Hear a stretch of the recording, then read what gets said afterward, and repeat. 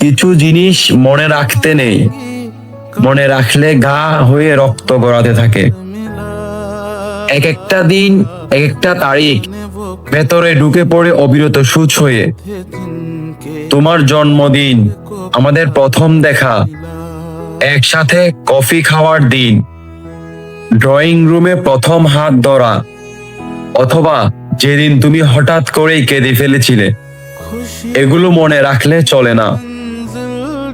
মনে রাখলে ভালোবাসার ক্ষত আলাদা হয় না।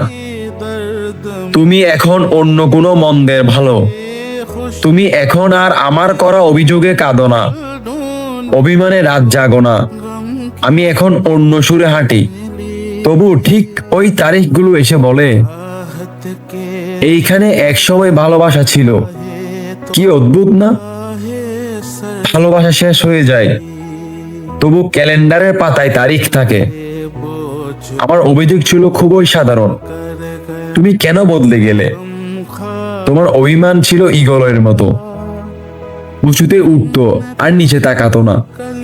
শেষ পর্যন্ত আমরা দুজনেই নিজের মতো ঠিক ছিলাম। ভুল ছিল শুধু আমাদের শব্দটা। তুমি বলে গিয়েছিলে, ভালোবাসি, কিন্তু সারা জীবন থাকা হবে না একসঙ্গে।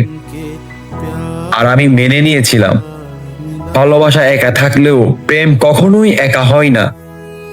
কিছুদিন পর তোমার বিয়ের খবর আসবে।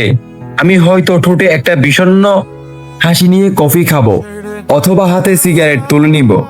তারপর সেই দিনটা ভুলে যাওয়ার চেষ্টা করব।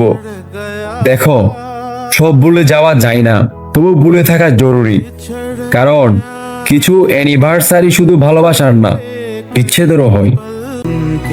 प्यार को प्यार